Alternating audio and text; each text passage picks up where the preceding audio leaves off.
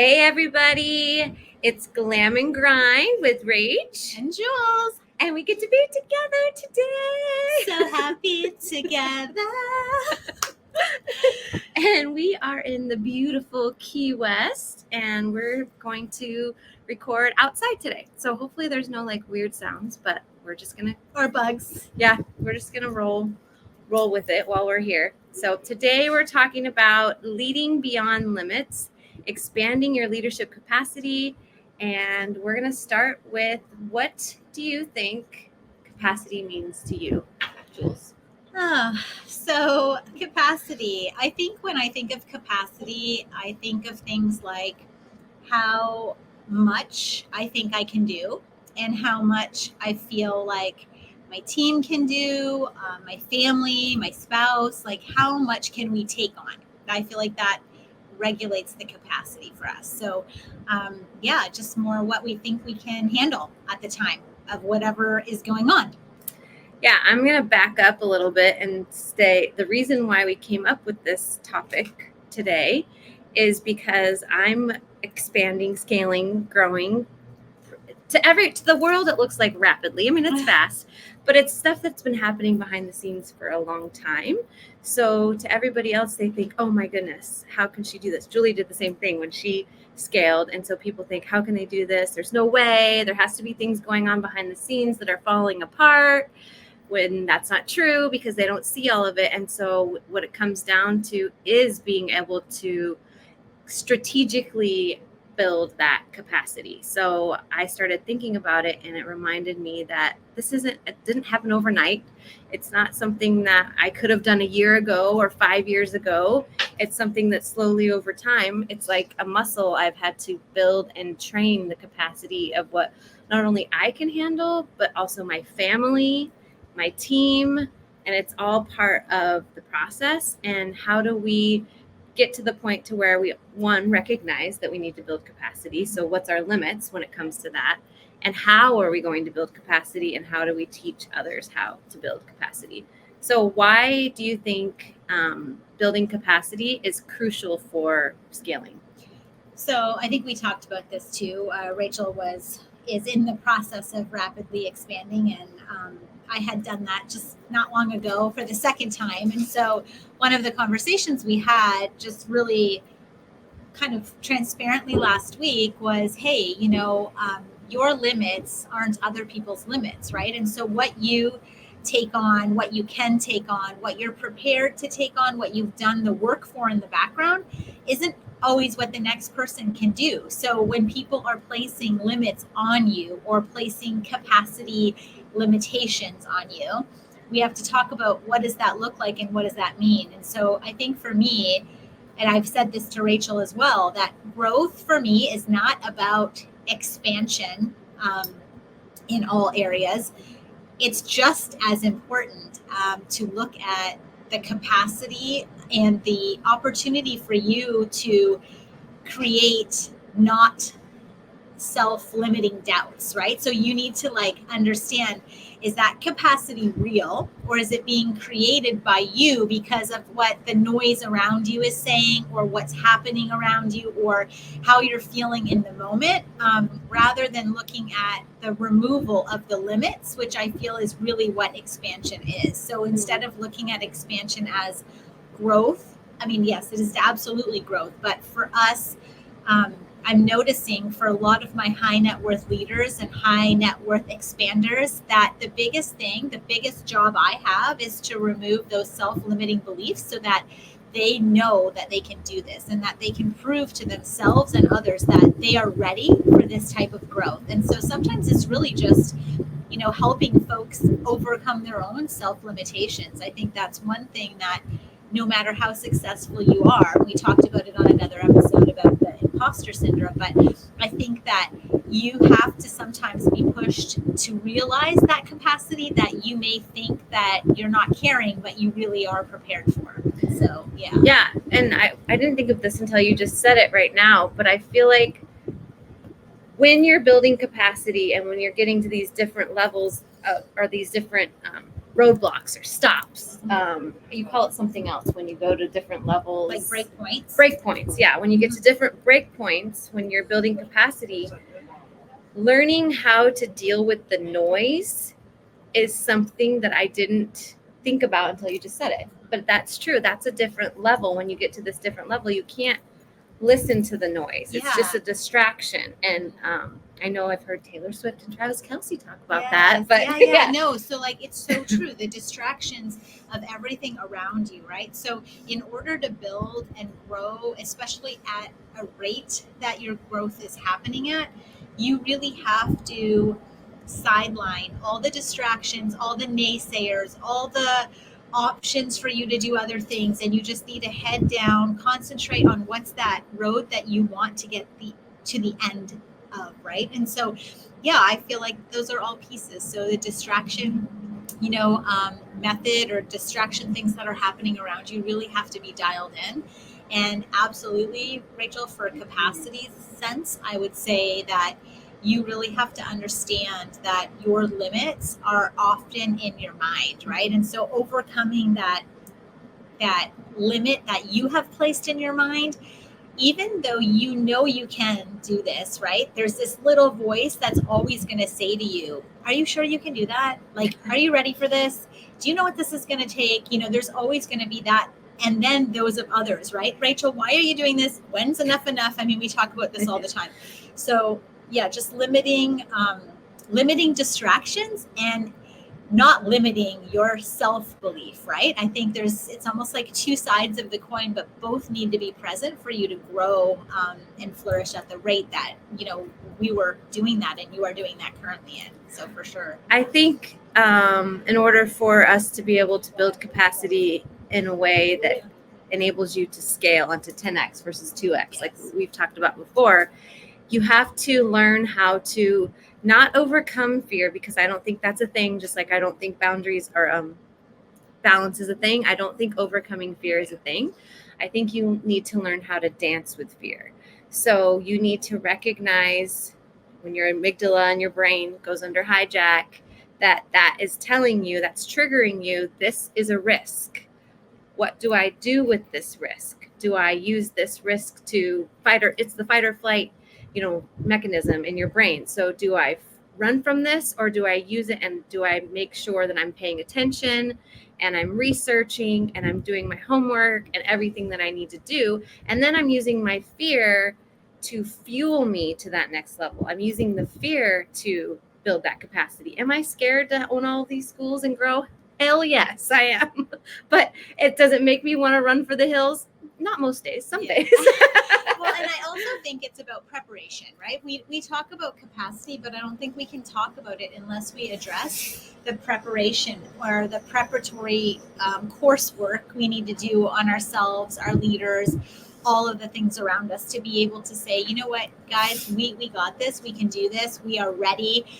We have all the things in place, we have the people, we have the execution, the strategy, the cash, right? We have all the pieces to make this work, and we've thought this through. So because your brain is going to play those tricks on you and say, like, you're not ready, girl, you can't do this, who do you think you are, like, what's happening, So the preparation, I think, is something that's really important. Scaling haphazardly is not recommended.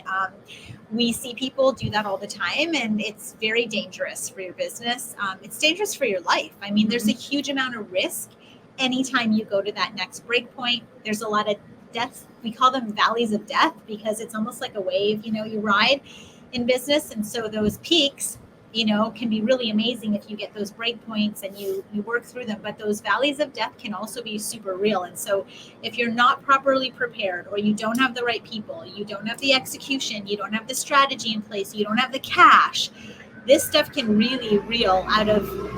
We have a passing Toyota forklift. It's all fine. We're good. You're good. It's all good. And so this is real life, guys. We're like, we don't edit. We told you. So you're going to get things that happen during the podcast, but just like life, right? Surprises are going to happen. It's how you deal with them. That's how we dealt with the noise. Exactly. Same thing. So it's really important anyways to understand from a capacity standpoint, right? What you're prepared for, and do you have all of those things in place before you make that next move, so you don't end up in what's called a valley of death, basically? So yeah, and just like what you said, we don't recommend haphazardly scaling. I think a lot of times people see the Julie Roys of the world and, they think, oh my goodness, I'm going to be able to do that. And so they go out and they might have the cash, or they might have one of those different, things. And they go out and buy more schools, or the schools, they have opportunity that comes to them. And I've talked about this before, is that companies will die more from indigestion than they do from starvation. And that means that they just have all this opportunity and they jump on it, but then they don't know how to handle it. And so that's what we're saying, don't do. So make sure that you are taking the time to build the capacity of you, your family, your leaders, and your team before you can get to that, to where when opportunity strikes, then you'll be ready for it when that happens. Yeah, no, I agree 100%.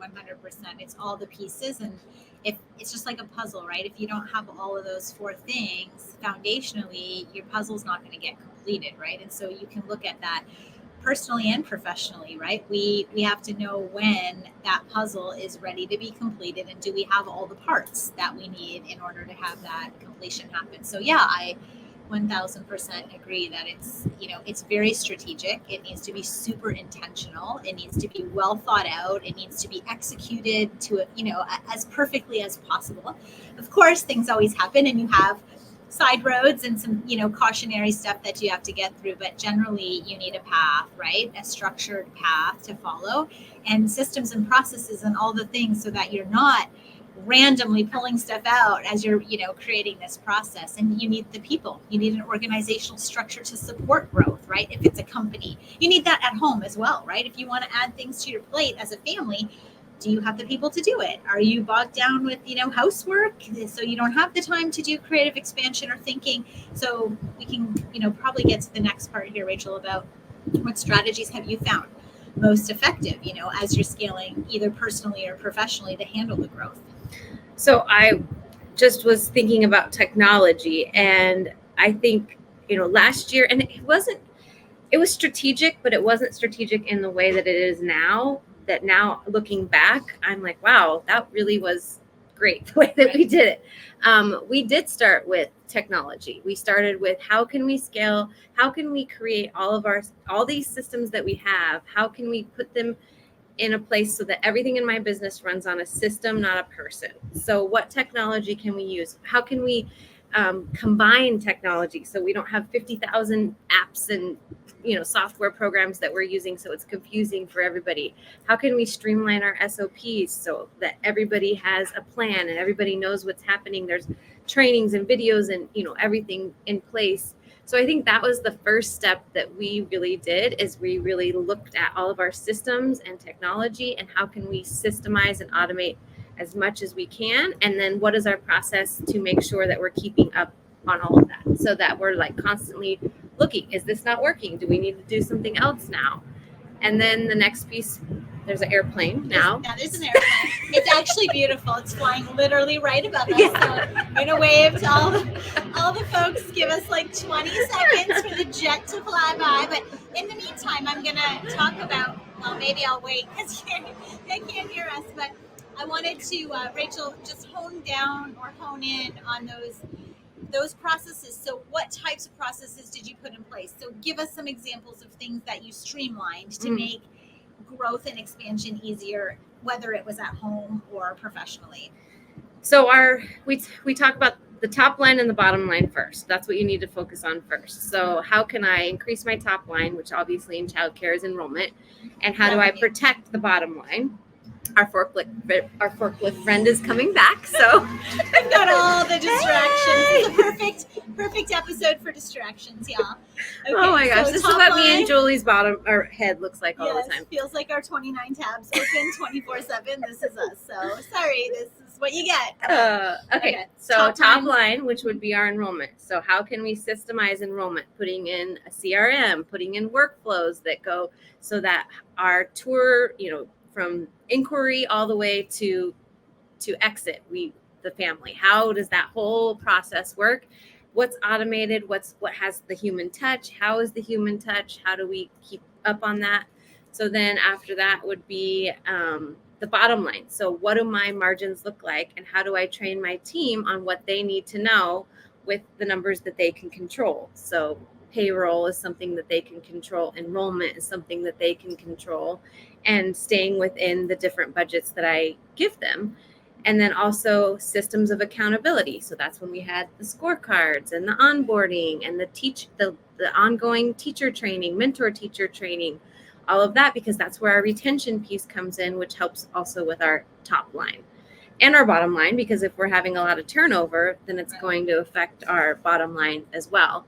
And then all of the technology pieces that help with those systems of accountability. So we use systems like this One Place and Bamboo HR for all of our HR systems, and putting all of our trainings on courses instead of just, in person.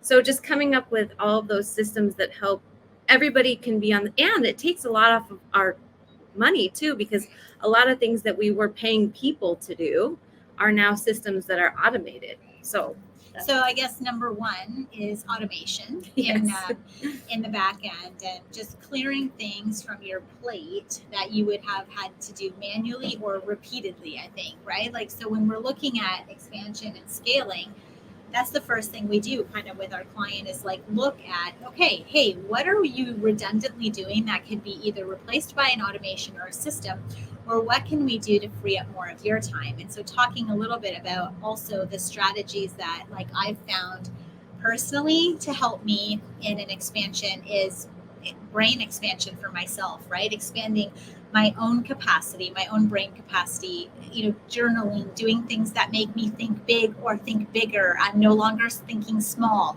That stuff took a lot of time for me as an owner and as an entrepreneur to build it. Like you said, it's almost like a muscle, right? Mm-hmm. As you get better and take on more things and become successful, it helps you catapult you or propel you into thinking even bigger for the next time, even bigger, right? Like but I feel like it's a practice that you have to commit to, and you have to be really engaged with yourself and understand your own person, because some people aren't comfortable with growth and risk, right? So if that's you, then you have a lot of work to do on that back end, right? Where if you're a little more risk taking, if you're a little more risk averse, then you have a little bit more to work with. And so I think personally, you have to work on yourself first. So like the self-limiting beliefs, the ability for you to have that brain expansion, it needs to be worked on. It's not something that you just wake up and are like, oh, I'm super confident, I'll open 10 schools now, right?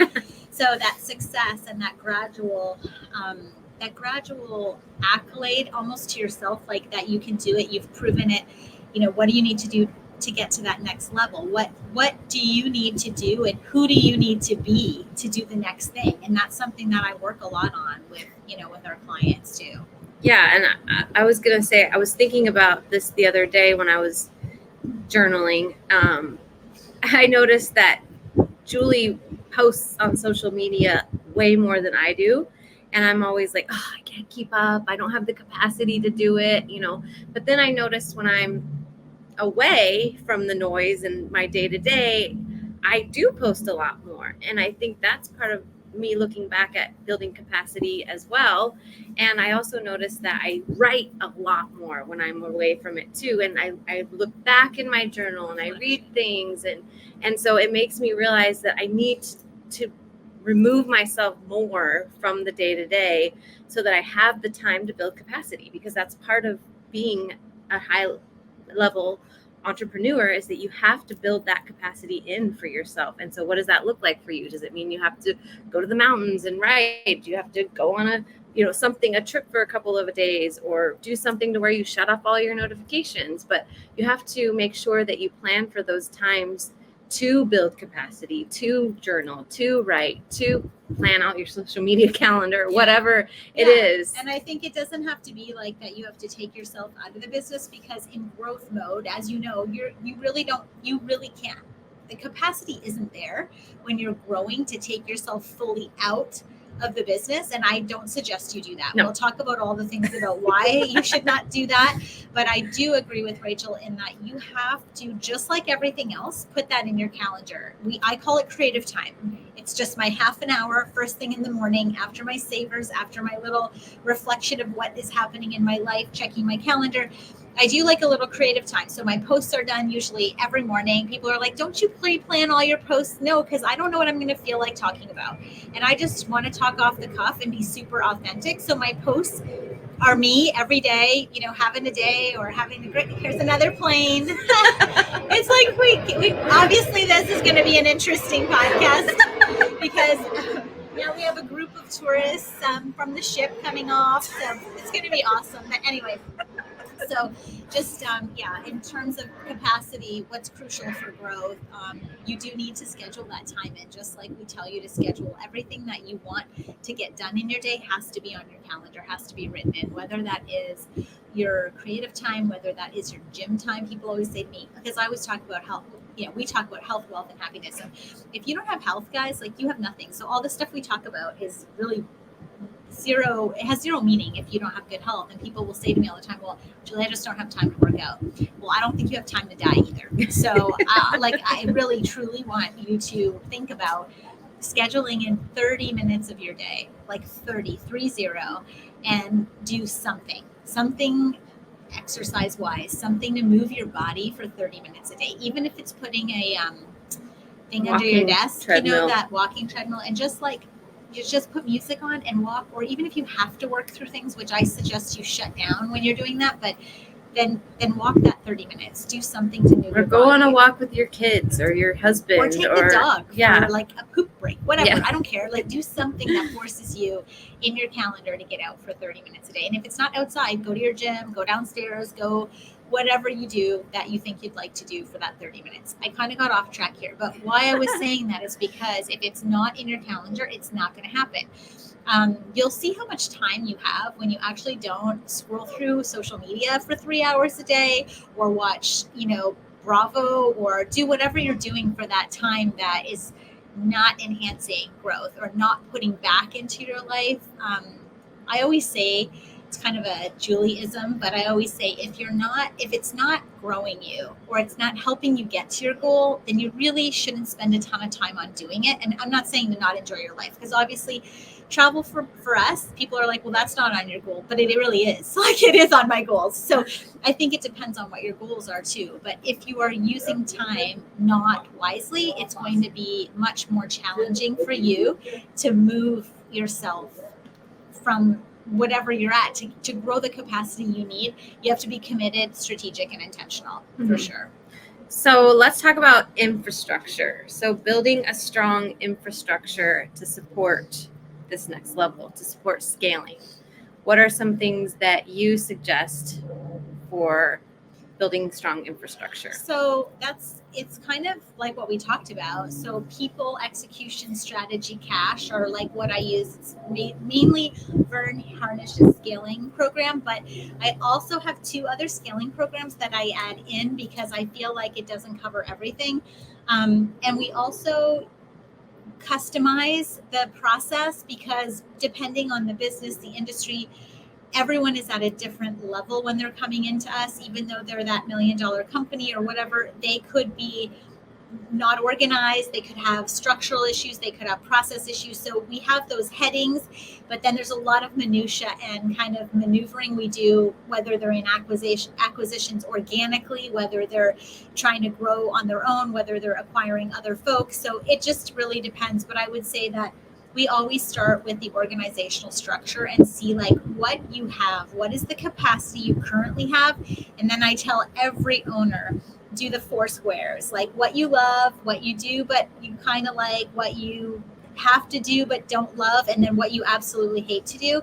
And what we want to do is try to look at that 4th box, like what you absolutely hate to do and give you're that not good at. And you're not good at, and give that to people who are better at that, right? And so we start to build that bench that way. And like for people like Rach and I think our biggest move in scaling was to get an integrator, because we are idea people. We have like, so I'm always calling myself the forest. Like I see all the forest, but I see no trees, right? Yeah. And so I needed someone who could see all those trees and manipulate all of that structure underneath for me, because I just wasn't, that's not my strength. And so, I hired Amy, and she did a lot of that for me, and Rach has Jen, but basically that integrator position. And then I knew what we were not capable of, like what our capacity was stretched at, and started adding sort of that, what Rachel talks about as a middle bench. Yeah. I just, I call it just our structure, but it absolutely is that middle bench, or that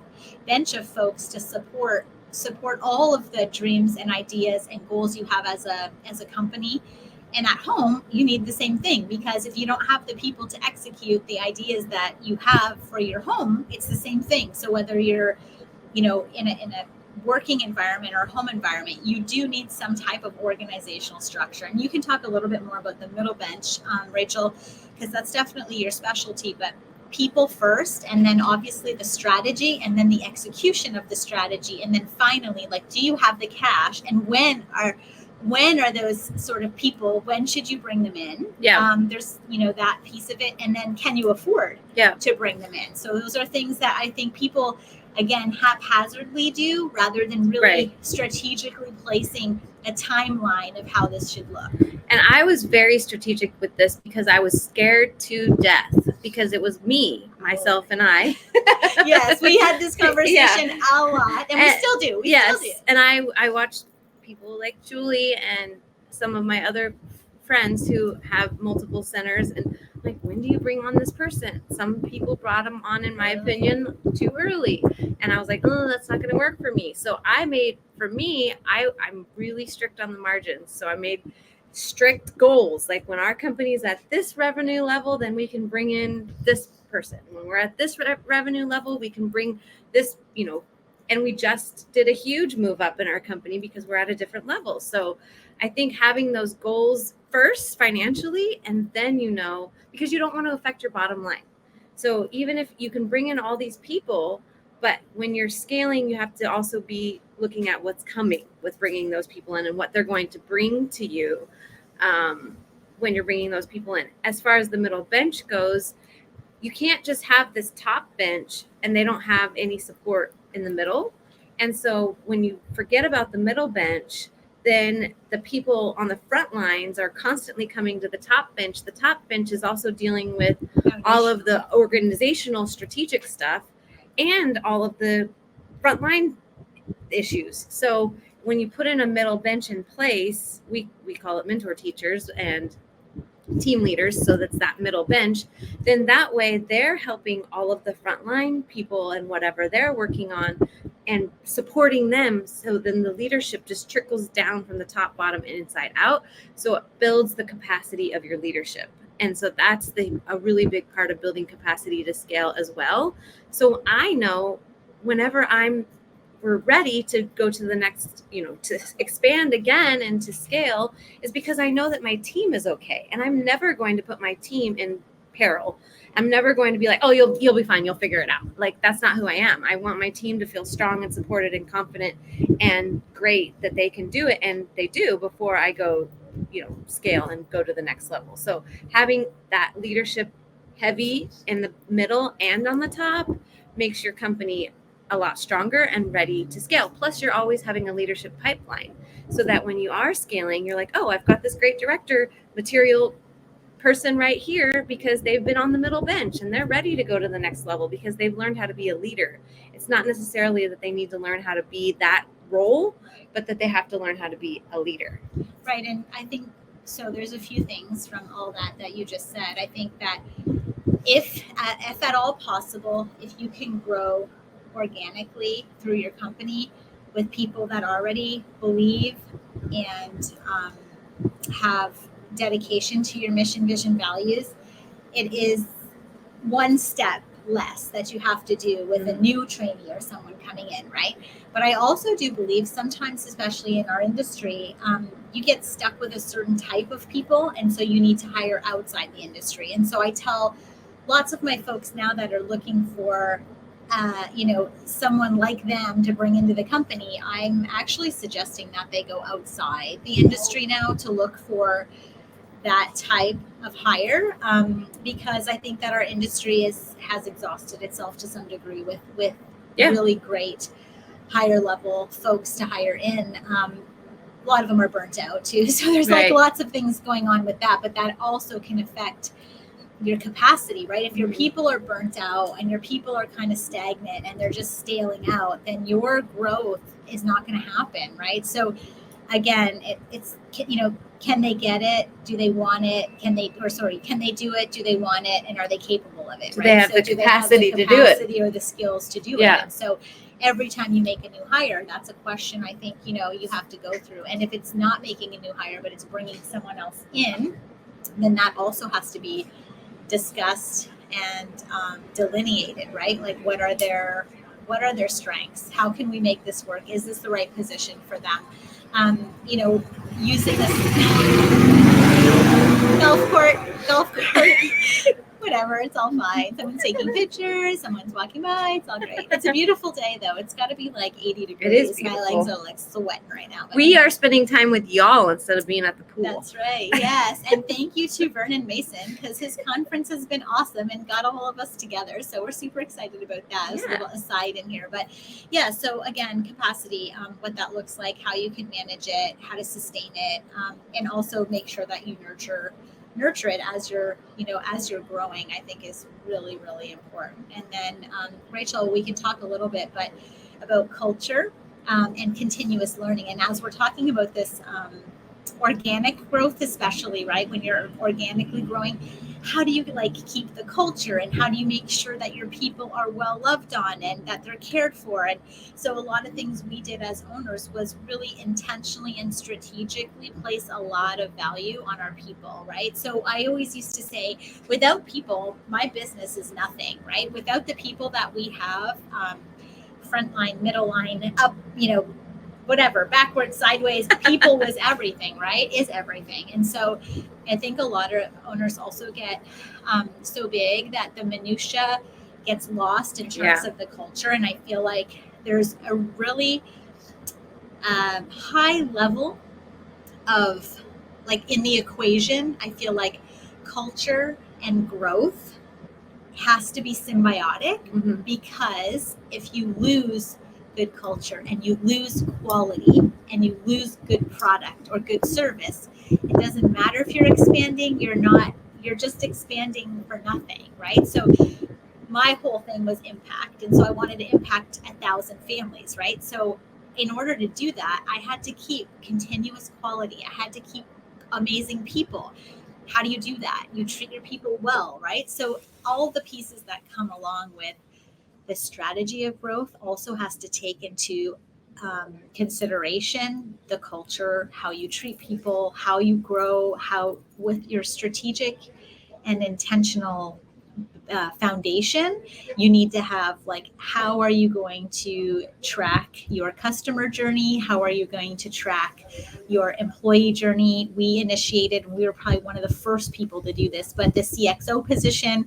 So it was basically a position that monitored and had data-driven results on how the customer journey and how the employee journey was, and who was monitoring that and who was having feedback of that. And for us to get real, actual, real life, I guess, feedback about what was happening in the culture of our company. And so I felt like that was a really, we got some people walking by, but basically, the importance of the journey in culture. Yeah. So what I was going to say is about building the capacity of your culture. I think people are my favorite, leadership. I love my people to death. Culture, all of that is my favorite. And that's one thing that I wanted to make sure that as we grew and scaled, that I didn't lose that touch. But it's impossible to touch 1,000 children a day. It's impossible to touch 250 employees a day. But I didn't want them to feel lost in the crowd. I didn't want them to feel like they were just another number. So building in those layers so that everybody feels that touch, so that everybody feels the vision, mission, and values, like you said, and putting in those positions we have Jen, she's our COO, and now we have an EXO, which is an experience education officer.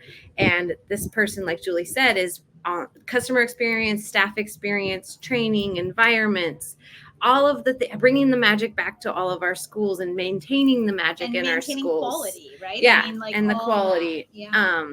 And that's important. And then having regional directors for every region, and then directors for every region, so that each person doesn't have more than 10 people, 7 to 10 people that they report or that report to them, so that they have the capacity to really love on their people. So that throughout our organization, it's not just, I don't feel the pressure of having to love on all 250 people, but I want them to feel the love. Right. And that's because of the layers that we've built in, and that's part of growing capacity as you grow. Yeah, I agree. I think that it has to be strategic and intentional. And even with 400 staff, I was able to make sure that they knew they were being loved on. Like, I would randomly send Starbucks to their location. I'd randomly have a Kona ice truck come, and they could all run outside and grab a little drink break. Same with families. Like, we made sure we had events that, gave back. Here we go. We don't even know what's happening right now. There's somebody else that just went by us. But basically making sure that you're giving gratitude as well, right? As you grow, and making sure you're not losing the human connection piece of what's really important to you and your culture and your foundation. Because we all know without a foundation, the cards will fall, the house will fall, and people don't realize how important building that foundation is and how to build the foundation. So lots of folks don't even know where to start with that, so it's important. Again, mentorship is really important. It taught us both a lot of things, looking at people that had already done it, and asking them, like, what worked, what didn't work, did this work, did this fail, how do we do this, what should we do better, how can we be better at what we do. So I think it's a combination of strategic, intentional, having the right mentorship, putting the things in place at the right times, avoiding, disasters by having a plan, right? To being strategic. I think part of, when you said this, it reminded me of building capacity is also putting yourself in the room. Because talking about going back to the beginning where we were talking about our limiting beliefs, I would have never known that I could do what I could do if I hadn't been in the room with people that had done it before me. Or people telling you, yes, you can do this. Those are not your limiting beliefs. Yes. This is someone else's limiting beliefs. You have to believe in yourself. Right? Yes. So putting yourself in the room with those people, but also mentorship. So it's really important that you're part of a group. Like she said, we're at Vernon Mason's conference right now, and then we have Julie's Wealth Masters Mastermind after this. So it's just right, like the right people at the right time in your life is so crucial. And knowing, okay, my capacity is this, I need to be this next person, so how can we do that, right? So where are we going with this so that we can be the best us we need to be for our people and for the organization? Yeah. Okay, so I want to talk about some failures. So I want to talk about some failures that I went through, and then if you have any that you want to talk about when it comes to building capacity. So as far as me, I got to the point where we talked about it a couple of weeks ago, where I had panic attack when we were in Atlanta. That was me not building my own capacity or being careful with it. But also the other mistake that I've made in the past is thinking that just because my company is great and my culture is great and my team is great, that every company that I acquire is going to be that way. So Yep. I had to learn the hard way that you're going to have to start over. So you're going to have to start over when you're acquiring new companies, and that's okay. But you have to go back to the beginning to how it was, and remember how it was at the beginning, and really pour into these people from the beginning. But that's why having those layers in place are super important, especially when you scale, because you're going to burn yourself out if you don't. So you aren't going to have the capacity to do it. So before you get to that point, when you're transitioning, when you're scaling, you have to say, okay, this is how this process is going to work. This is who's going to do what. And if this happens, this is what we're going to do. And just having all the what ifs in place so that you don't kill your capacity. Otherwise, you're not going to be able to keep up. Yeah, I'd agree. I'd say that. So when we were organically growing, I had a lot more control over the capacity of everyone around me. I knew what the capacities were, and I knew what our defaults, were. When you acquire other businesses, you get a very, very shallow look at the operations from a culture perspective, and everything always looks amazing when you go in there. Don't kid yourself. The biggest shock was my first acquisition, where we went in and it was literally a disaster. So the staffing was a disaster, the team was a disaster, the families were really challenging, the kids had a lot of issues that we were just not prepared to manage. And so I feel like absolutely the capacity when you're going in to a new acquisition, especially if it's something like you're buying someone else's business, you have to go through a weeding process of people, and you have to go through like that first 90 days of transition, and some people don't do transition well. So just learning all of those pieces to help you. Yeah, and the other thing that I was the other thing that I learned that I was I guess not prepared for, was kidding myself, I guess, was that when I had an acquisition, I would think, oh, we don't want to lose any families or any staff. Like, that would be bad.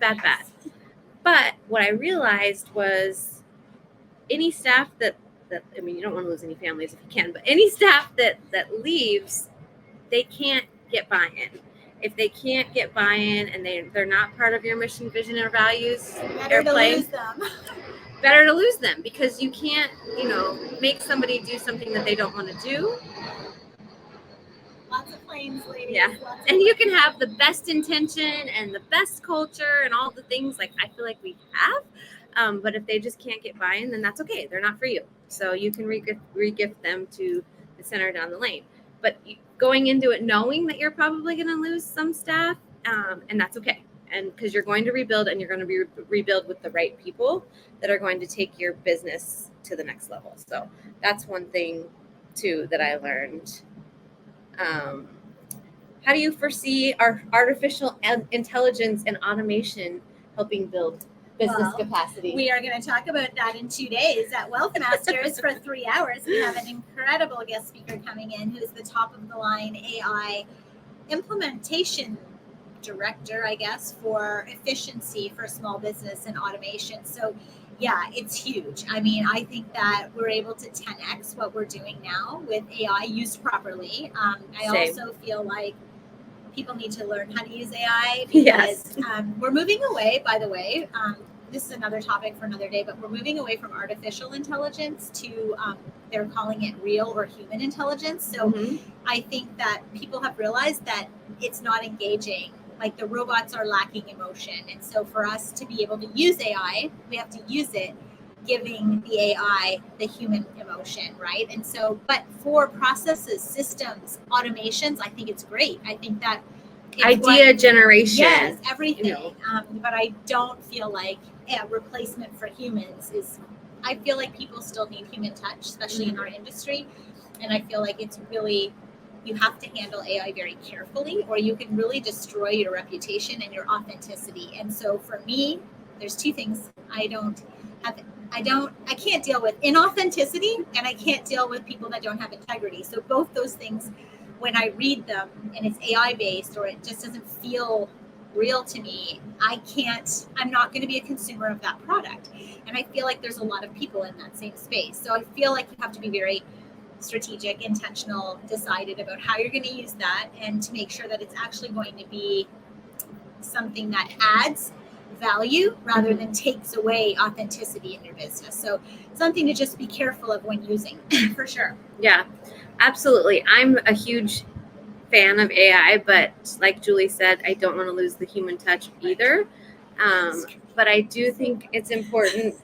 Anything that can be systemized should. I've said that before.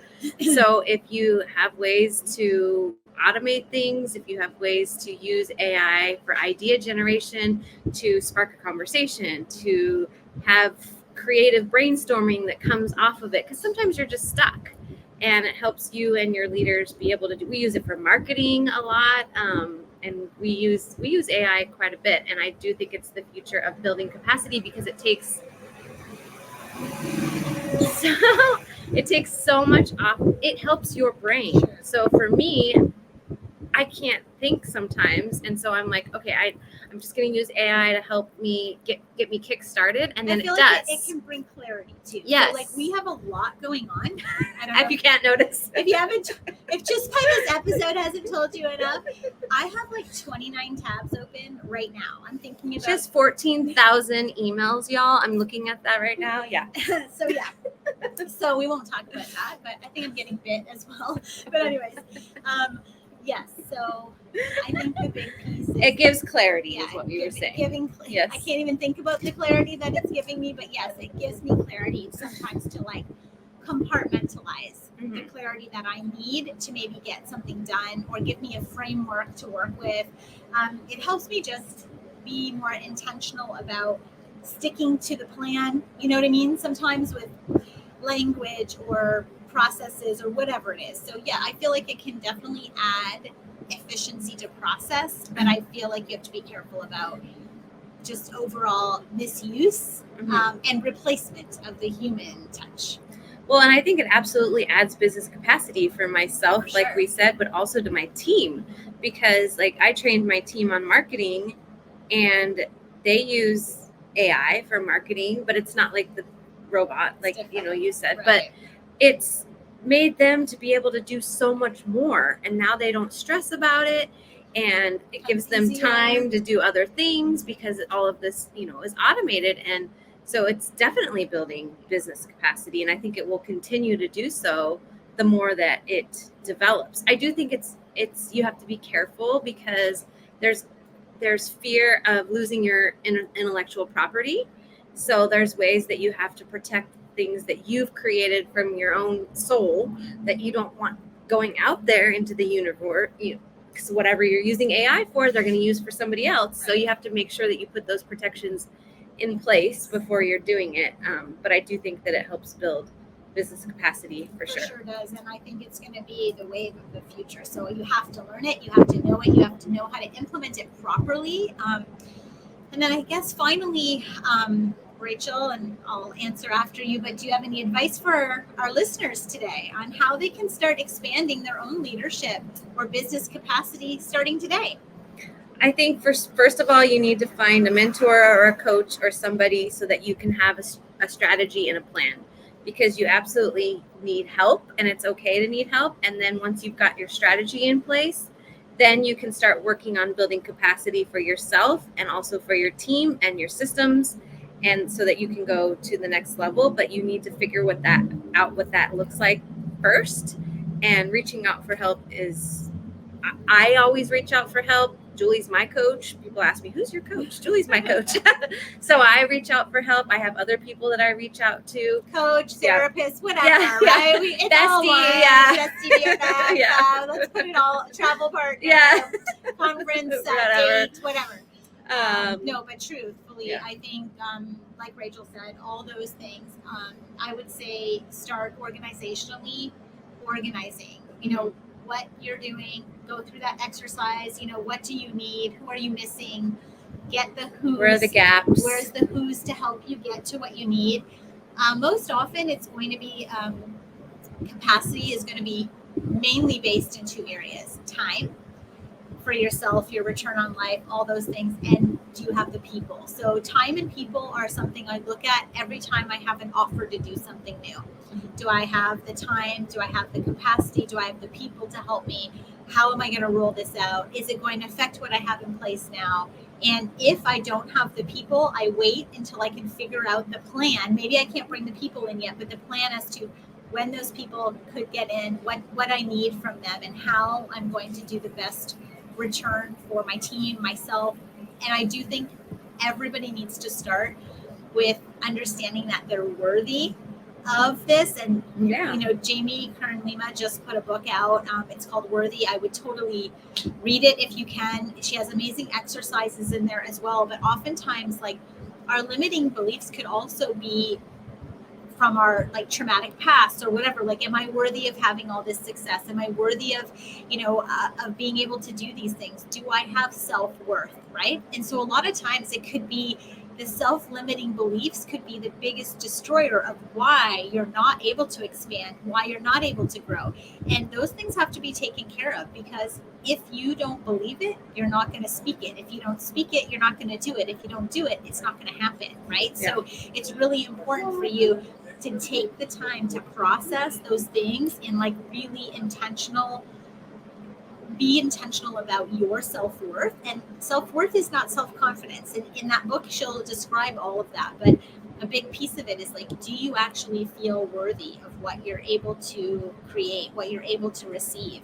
And when you're open to receiving, the universe will provide more, honestly. And I know that sounds crazy, but I've found in our life, like, the more that we have given, the more we have received, the more that we have put ourselves out there, the better that we've become, the more that we've attracted goodness and quality people in our life. Like, our circle's now really super tight and right. Tight and right. We were talking about being tight and right today. So there's a lot of things you can assume for that, but we are tight and right in our circle, meaning like, yes, you have people you're going to go through and you'll cycle through, and people are there for different times in your life for different reasons. But as you grow and develop too, just knowing what you need, what they need from you, and are you the right people for each other? Because you have to go through that growth as well, unfortunately or fortunately, Mm-hmm. One thing I want to add is, we talked about this last week, but boundaries.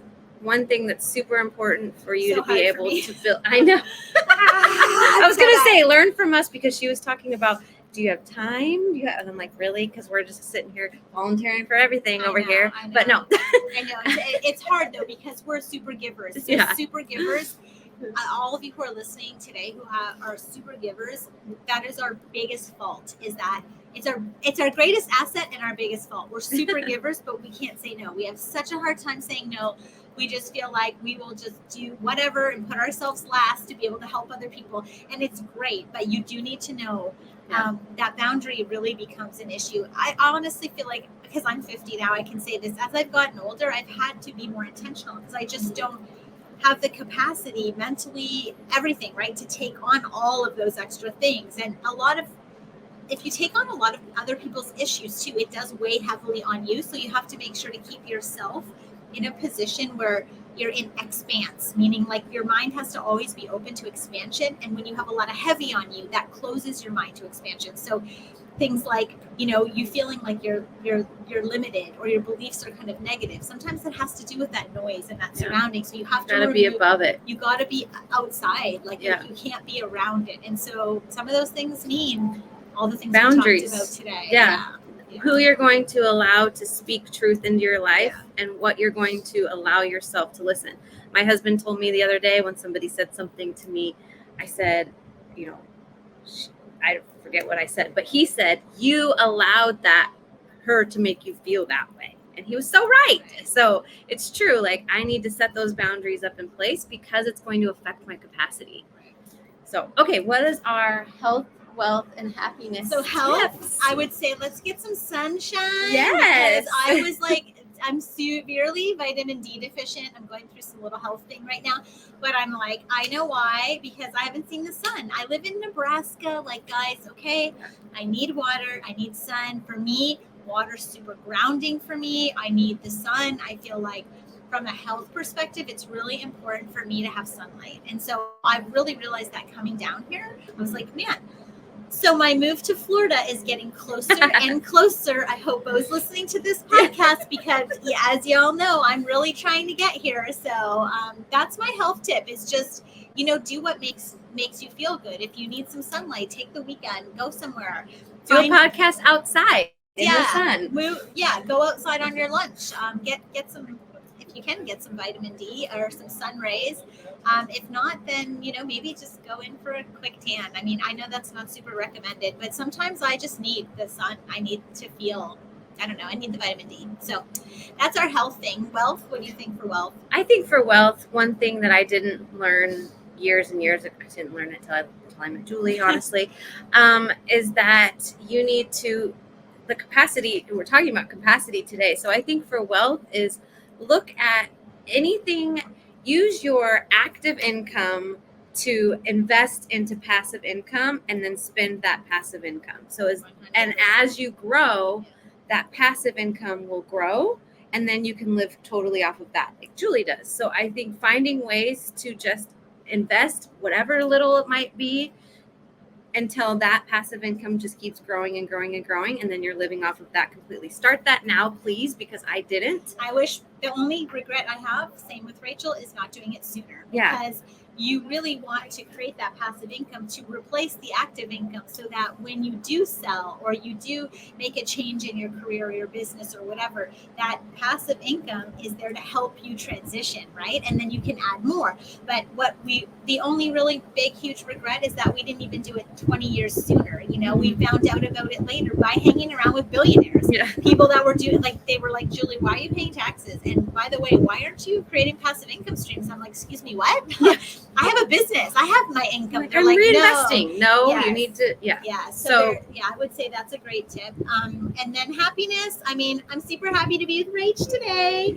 And I think that filling your bucket with friends and family and experiences and just things that fill your bucket, you know, things that make you happy, get out of your house and the day-to-day routines. And, you know, if money is a concern or you're tight with cash, start making a little savings, even if it's just one night away out of the house. Like, just find something that creates your happiness, I'd say.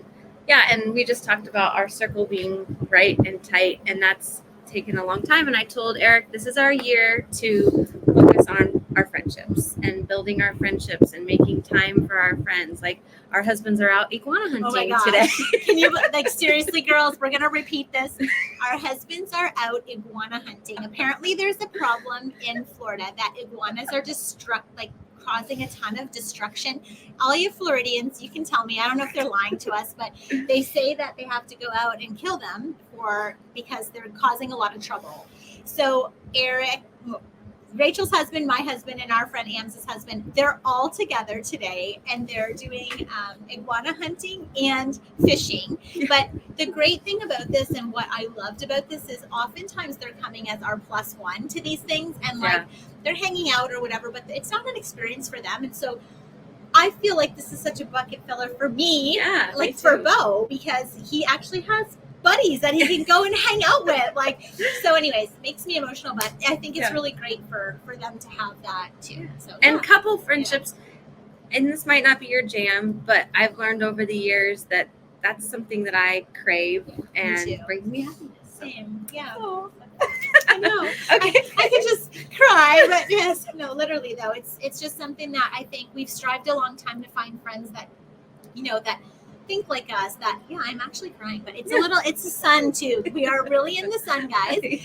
But I think it's like, it is hard for people of a certain caliber in terms of, like, okay, I don't want to say this, it's going to come out wrong, but what I'm saying is, like, super driven people, right? We don't take a lot of time to take a break. Mm-hmm. So when we take a break and you have other people that are as driven and are willing to take breaks with you, it just feels really good, I guess. Yeah. I don't know if that came out right, but I just feel like it's important to find, like, right and tight circles that you can focus on for outside of business. I think we need that, right? We need, like, an outlet outside of business that you can talk to things about that are business sometimes related, but you want to talk to somebody else. So and family, and you know, all the things. Family and friends, and of course everybody, you know, contributes to all of this, but it is nice when your hubbies can come as the plus ones, and then they have their own group, like they don't even need us, which is great. So and they go iguana hunting. Yes, and they're gone iguana hunting.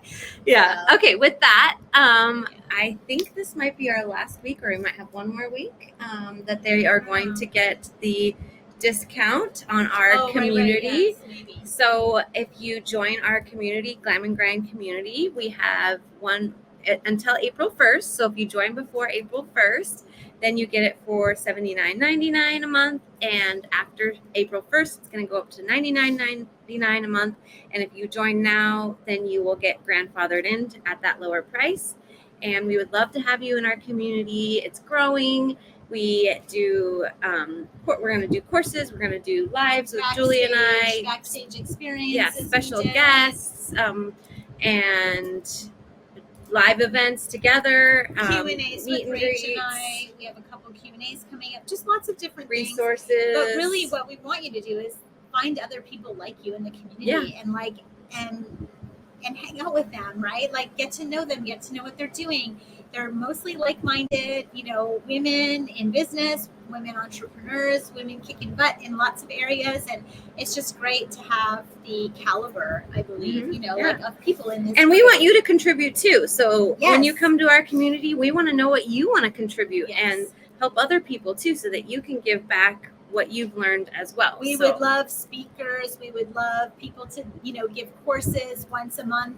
We would like to bring someone new in to give courses on whatever it is that you're doing that you're really great at, because we love learning as well. And so this is also an opportunity for all of us to learn from each other. And so it's really important that, we give accolade and we give what's due to all of the members as well. We want to promote you. We want to put you in the front of the space and show people what you're doing, right? And so we'd love to collaborate. So drop us a line. If you go to our glamandgrind.com website, there is a request to do a speakership. And in there, if you want to do a course or you want to do something else, just let us know. We're lining a bunch of stuff up now. And podcast guests. We're also looking for podcast guests that want to come be part of our podcast. Yeah. And lastly, if you like what you hear, and we would love for you to like this, comment, subscribe, share, so that we can reach more women who are in the same space that we are. And it's just a little way for you to learn, but also laugh and make your day a little bit better. So have a great week, everybody. Bye. Bye. Thank you so much for tuning in for this episode of Glam and Grind. Make sure you like, subscribe, and share. See you next time.